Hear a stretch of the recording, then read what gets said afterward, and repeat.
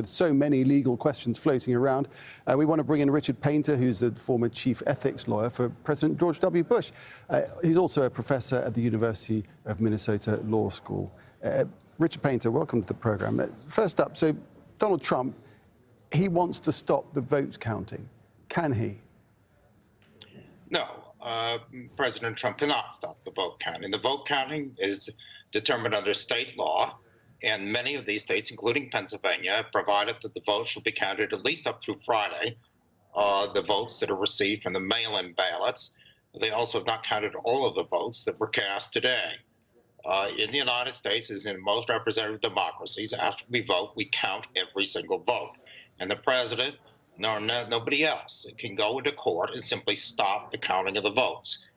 When it comes to recounts and how many recounts you have, yes, there can be some legal questions, as we had with Bush versus Gore in 2000, about how many recounts and when you do the recounts and so forth. But the idea of stopping the vote counting now is absolutely ridiculous. So we're now sort of entering the legal weeds, aren't we, on the brink of extensive litigation. Just tell us a little bit about the process, where it will take place and both sides being involved and so forth. Well, if President Trump chooses to go to court tomorrow or the next few days, I think he's just going to be rebuffed. The votes will be counted. They may try to disqualify some votes, and then we'll see what happens at the courts. He also may try to persuade the Republican-controlled legislature in the state of Pennsylvania to side with him and to refuse to certify the electors for Pennsylvania if they happen to be set for Joe Biden, if Biden wins that state. There are a number of tricks that could be tried by President Trump here, but what's most frightening is his announcement tonight that he's won the election when there's just simply no evidence at this point based on which we could declare that either candidate has won the election. It's just absolutely rubbish for either one of the candidates to claim to have won and then to claim that if the result is any different, that somehow the election is being stolen. This is the type of talk that encourages violence, and it's just not consistent with the values of a representative democracy. Yeah, so not so much about stopping the vote count, but more a rallying cry to his base. Where do you think, what are your fears about where that could lead?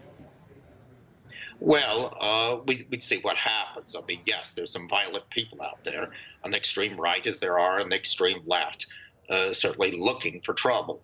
But I believe that the vast majority of the American people are going to stand by the fundamental principle in a democracy that after you've cast the votes, you count every single vote, and then whoever wins the election in each state gets the electors from that state to go to the Electoral College and choose the next president.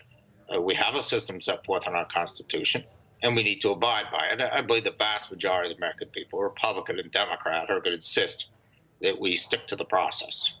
Now, Pennsylvania, as you know, it's been ruled that Pennsylvania can continue the vote count until Friday. But we also know that three justices on the Supreme Court have indicated that they may yet revisit that decision, i.e. they might reverse it.